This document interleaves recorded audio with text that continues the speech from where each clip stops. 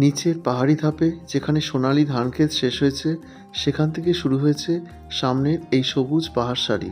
সেই পাহাড়ে একে একে অবস্থান করছে ডাবলিং, ছান্ডি, লাভা, পোকরিবং ইত্যাদি। চারপাশ একের পর এক পাহাড়ের পরতে জড়িয়ে থাকা এই গ্রাম হলো পেমলিং। নর্থ বেঙ্গলের পাহাড়ি পর্যটনে একদম নতুন একটা জায়গা। কালিম্পং জেলার কালিম্পং ব্লক 1-এর অন্তর্গত এই গ্রাম এমনই সবুজ আর সোনালিতে জড়িয়ে আছে। ধানের পাশাপাশি মাইলের পর মাইল জুড়ে আছে মিলেটের ক্ষেত। আমি এই গ্রামে আসি নভেম্বরের মাঝামাঝি এক শীত শীত সকালে। এই গ্রামের শান্ত সৌন্দর্য আর কিছু সরল পাহাড়ি মানুষের সাথে আমার দুদিন কেটেছিল।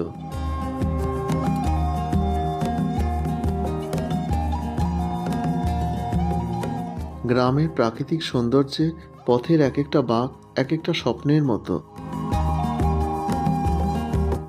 নভেম্বরের এই সময়টা পাহাড়ি সবুজের বুকে নানান রঙের ছোঁয়া লেগে থাকে, বিশেষ করে চেরি ফুল।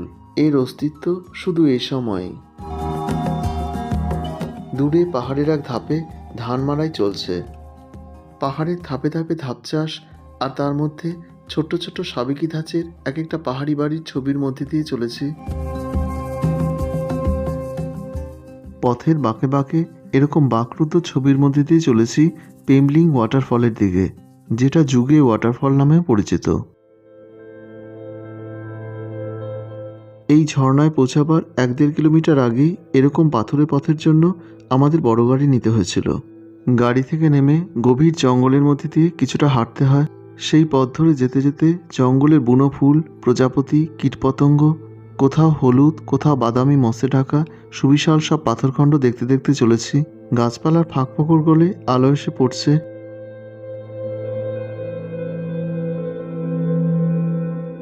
এই পুরো জায়গাটাকে মেনটেন করেন নরবাহাদুর ভান্ডারী। এটা ওনার হোমস্টে। এই হোমস্টের পাশ ঘেঁষে গভীর জঙ্গলের মধ্যে দিয়ে 284টা এরকম সিঁড়ি নেমে গেছে যুগে বা পেমলিং ফলসের কাছে। রেলিং বাঁধানো এই সিঁড়ির প্রত্যেকটা ধাপ যথেষ্ট চওড়া, তাই এই পথ পেরোতে আমার তেমন কষ্ট হয়নি।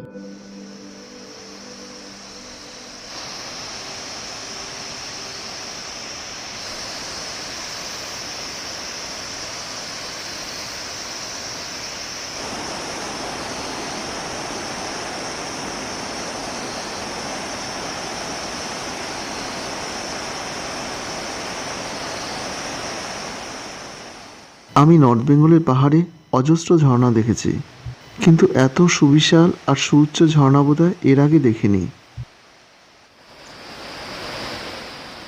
বাঁদিক থেকে আরেকটা ঝোড়া এসে মিশেছে যুগে ফলসের জলে।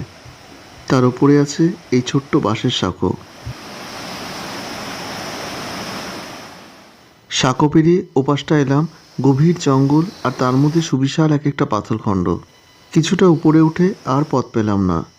নীরের ঝোপঝাড় গাছপালার মধ্যে ছোট বড় অজস্র পাথরখণ্ড।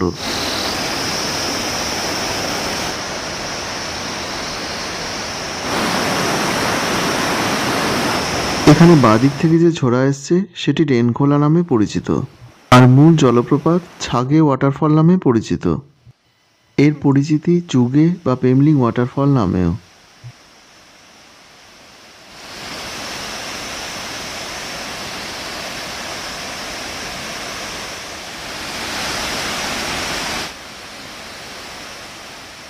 ঝর্ণার জল গিয়ে মিশেছে অনেক নিচের ঘিস নদীতে, আর সেখান থেকে তিস্তায়।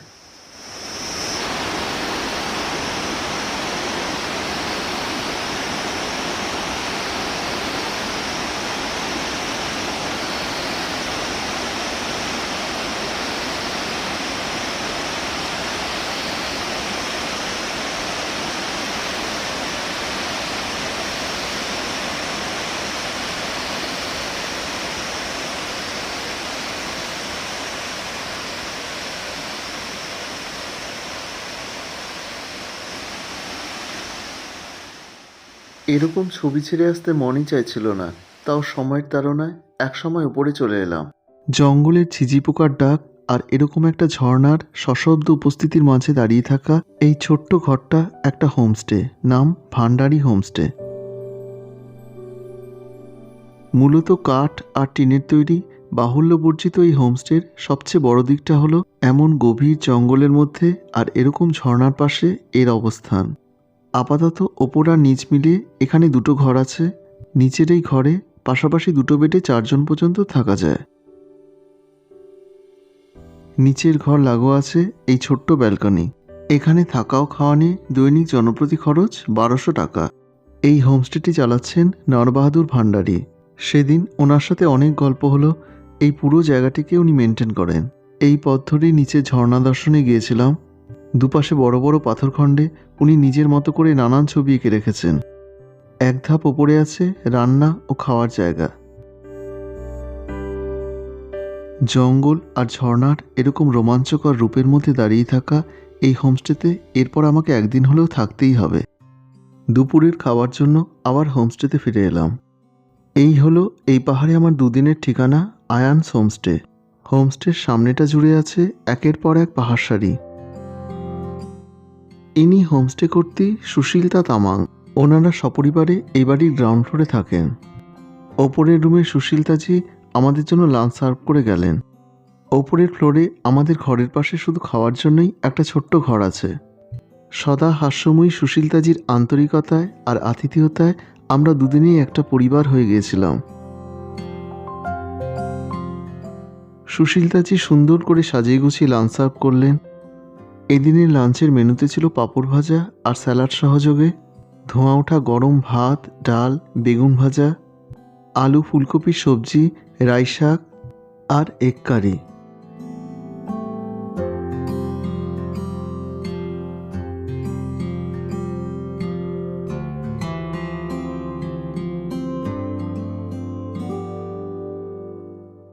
আমার ঘর থেকে দেখা যেত একদিকে পাহাড় আর একদিকে শিলিগুড়ি সহ বিস্তৃত সমতলের অংশ। আর জানলা থেকে নিচের দিকে তাকালে দেখা যেত পাহাড়ের ধাপে ধাপে সবজি ক্ষেতের মধ্যে দিয়ে একটা পথ চলে গেছে গ্রামের আরও নিচের দিকে। আকাশ পরিষ্কার থাকলে একেবারে বাঁ দিকের পাহাড় সারির পেছনে উকি দেয় কাঞ্চনজঙ্ঘারও কিছুটা অংশ।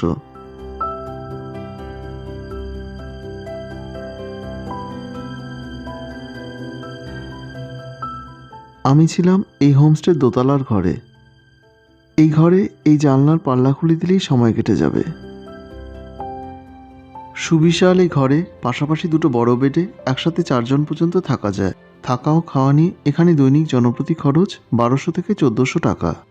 ঘরের মতো অ্যাটাচড ওয়াশরুমের আকারও বেশ বড়, পরিষ্কার পরিচ্ছন্ন আর গিজার সহ সমস্ত রকম আধুনিক সুযোগ সুবিধা আছে। এটাই হোমস্টের দোতলার সামনের দিকের আরেকটা ঘর। সংলগ্ন বাথরুম সহ এই খোলামেলা বড় ঘরে একসাথে 4 জন পর্যন্ত থাকা যায়। প্রয়োজনীয় আসবাব আর উপকরণে সাজানো এই ঘরগুলোতে থাকার একটা অন্যরকম স্বাচ্ছন্দ্য আছে। মাঝের এই করিডর ধরে পৌঁছে যাওয়া যায় এ বাড়ির সামনের রাস্তায়। সামনের রাস্তায় গাড়ি থেকে নেমে সরাসরি ঢুকে যাওয়া যায় এই হোমস্টের রুমে। তাই বয়স্কদের পক্ষে এই ব্যবস্থা খুবই সুবিধাজনক।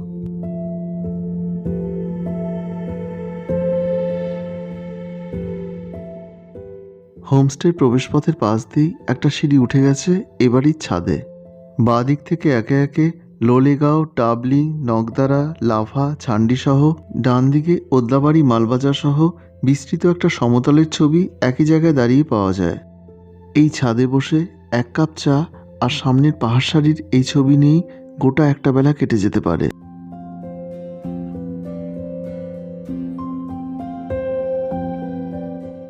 শিলিগুড়ি থেকে সেবকের করোনেশন ব্রিজ পেরিয়ে বাগড়াকোট দিয়ে যে নতুন হাইওয়ে তৈরি হয়েছে সেই NH 717 এই ধরে এই গ্রামে আসতে সময় লাগে 2.5 থেকে 3 ঘন্টার মতো। দূরত্ব প্রায় 70 কিলোমিটার। সে পথে চুইকিম, নিংবং পেরিয়ে কাফের গাঁয়ে 10 কিলোমিটার আগে একটা রাস্তা চলে গেছে এই গ্রামের দিকে। এই বাড়ির গ্রাউন্ড ফ্লোরে সুশীলতাজিরা সপরিবারে থাকেন। এটা ওনাদের বসার ঘর। আমরা যেদিন আসি তার আগের দিনই এ বাড়িতে পুজো হয়েছে। ওনারা পুজোর প্রসাদ খাওয়ালেন। এটা হলো ফেমবার, সাথে সেলরুটি আর তার সাথে ফল। পেমলিং গ্রামের আপার পার্টে অবস্থিত এই হোমস্টের অনার হলেন জিবিং তামাং আর তার স্ত্রী সুশীলতা তামাং। মাত্র বছরখানেকের এই হোমস্টেই এই গ্রামের একমাত্র হোমস্টে।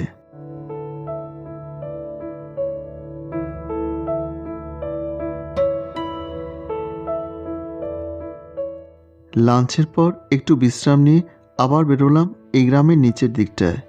পথের দুপাশে ঝাড়ু, স্কোয়াশ, আদা, মটরশুঁটি গাছের মধ্যে দিয়ে চলে এলাম এক বাড়ির কমলা বাগানে। নভেম্বরের মাঝামাঝি সময়টা গাছের পর গাছ ভরে আছে কাঁচা পাকা কমলায়। পুরোপুরি স্বাদ পেতে ডিসেম্বর শেষ হয়ে যাবে।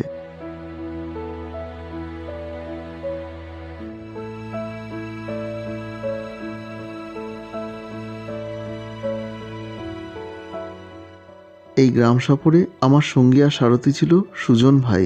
হোমস্টে ঠিক করে দেওয়া তার গাড়ি আমাকে শিলিগুড়ির বাড়ি থেকে পিক আপ করে এই গ্রামে নিয়ে আসে। এই জায়গাটা সামনে পাহাড় নিয়ে দাঁড়িয়ে থাকা ছোট্ট ছোট্ট পাহাড়ি ধাঁচের এক একটা বাড়ি। অলস দুপুরে এই বাড়ির গৃহকর্ত্রী অবাক চোখে আমাদের দেখলেন, তারপর নিজেই আলাপ করলেন। এখন ওই পাহাড়ি গ্রামের প্রকৃতির সাথে পর্যটকদের সেরকম পরিচয় হয়নি।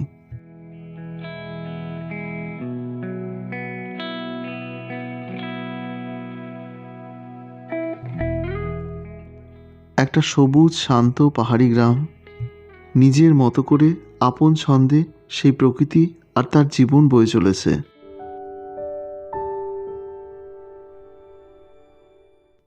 সামনের এই পাহাড়টাই পুবুং। গ্রামের এই জায়গা থেকে নিচের দালাবচাঁদের পাহাড়, আর তারও পেছনে গরুবাথান, মালবাজার, ওদলাবাড়ির ঝাপসা হয়ে যাওয়া বিস্তৃত সমতলে সরু রেখার মতো বয়ে চলা খিস আর চেল নদীর অবস্থান চোখে পড়ে। এই জায়গাটা হলো পিপুলদারা, আর এ হলো আমার সারথি সুজন। নামের সার্থকতা স্বভাবেও। এই গ্রামেরই ছেলে, তাই গ্রামের প্রতিজন আর প্রত্যেকটি কোণ তার পরিচিত। বয়সে তরুণ হলেও ড্রাইভিংয়ে দক্ষ। সুজনের সাথে এই গ্রাম সফর আমার ভ্রমণ অভিজ্ঞতাকে আরও সুন্দর করে তুলেছিল।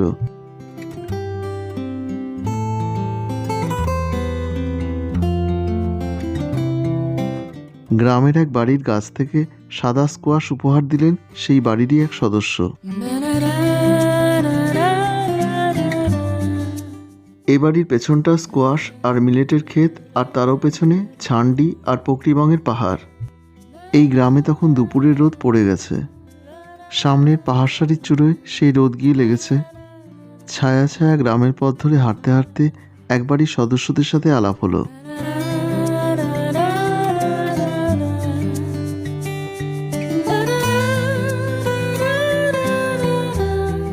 সুজনের গাড়ি আমাকে শিলিগুড়ির বাড়ি থেকে এই গ্রামে পিক আপ করে নিয়ে আসে।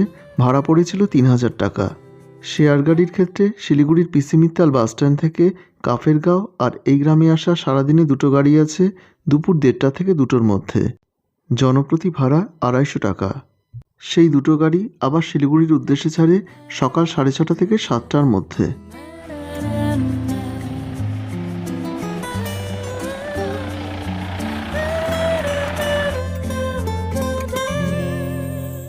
পেমলিংয়ের আশেপাশে জায়গাগুলোর মধ্যে আছে লাভা, লোলেগাঁও, কাফেরগাঁও, ছান্ডি, নিমবং, চুইখিম, ডাবলিং, পোকরিবং ইত্যাদি।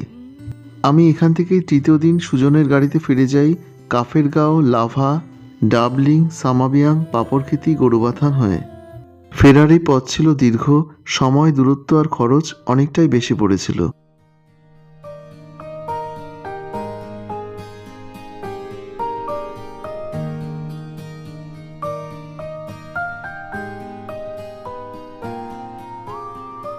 দিনের আলো দ্রুত ফুরিয়ে আসছে।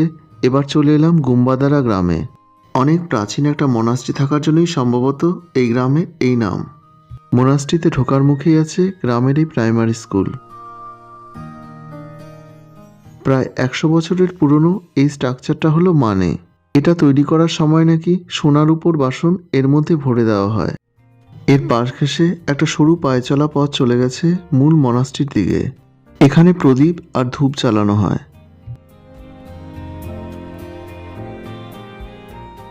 মনাস্ট্রির মূল কক্ষে চলে এলাম। এটা পেমলিং মনাস্ট্রি নামেই পরিচিত। এই গ্রামও পেমলিংয়েরই অন্তর্গত।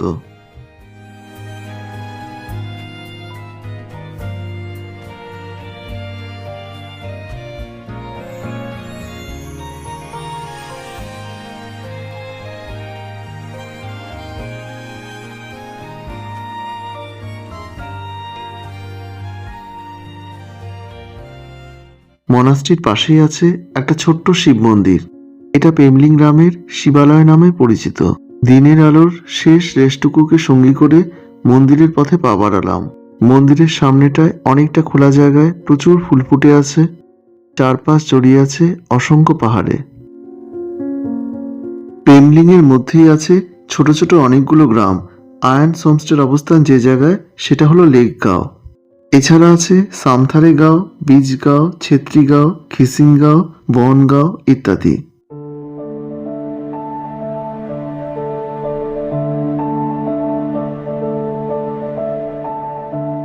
দিনের আলোর শেষে হোমস্টের কিছুটা ওপরে জোরলাইন ভিউ পয়েন্ট নামক একটা জায়গা থেকে এরকম একটা ছবির মুখোমুখি দাঁড়ালাম।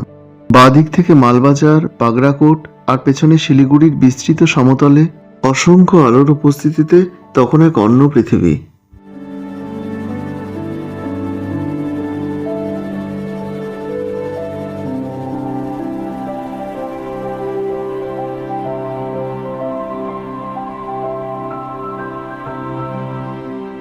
ওপর থেকে নিচে যখন হোমস্টের কাছে এলাম তখন দেখি দিনে দেখা এই রাস্তায় একটা রাজপুরীতে বদলে গেছে। গ্রামের এই অংশে কিছুটা শহরে ছাপ থাকলেও এই পথ ধরে একটু নিচে গেলেই একদম আদি অকৃত্রিম একটা পাহাড়ি গ্রাম শুরু হয়ে যায়। এই সাঁঝবেলায় আয়ান্স হোমস্টে তখন একেবারে অন্যরকম সাজে দাঁড়িয়ে আছে। আমাদের দেখে সুশীলতাজি ধোঁয়া ওঠা চা আর পেঁয়াজের পকোড়া ট্রে দিয়ে গেলেন।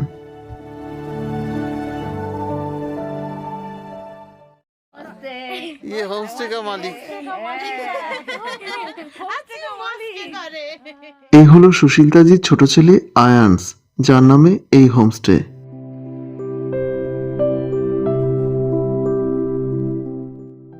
দিনের আলোর শেষে শীতের হাওয়ার সাথে সাথে ডান দিকে সমতল আবছা হয়ে এলো আর সামনের পাহাড় ক্রমশ ঝাপসা হয়ে গেল। সন্ধ্যার আবেশী শীত যখন সহ্যের সীমা ছাড়ালো তখনই সিঁড়ি ধরে নেমে এলাম আমার রুমে।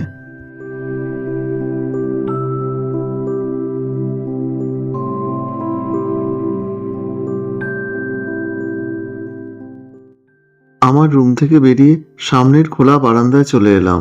সামনের কালো প্রেক্ষাপটে তখন অসংখ্য আলোকবিন্দু ছড়িয়ে আছে।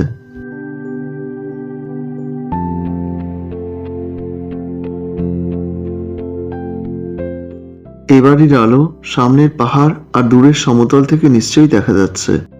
হোমস্টের সামনের এই পথ ধরে সকাল সন্ধ্যায় হাঁটতেও ভালো লেগেছিল। গ্রামের বাড়িঘরের মধ্যে দিয়ে এই পাহাড়ি পথগুলো একটা উঠোনের মতোই হয়। এই পথটা ধরে একটু নিচের দিকে গেলেই সামনে মালবাজারের আলো আরো কাছে চলে আসতো। গ্রাউন্ড ফ্লোরের কিচেনে তখন রাতের রান্নার প্রস্তুতি চলছে।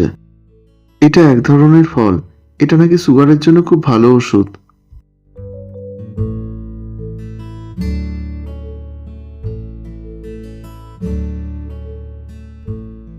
রান্নার সাথে সাথে পড়াশোনা চলছে।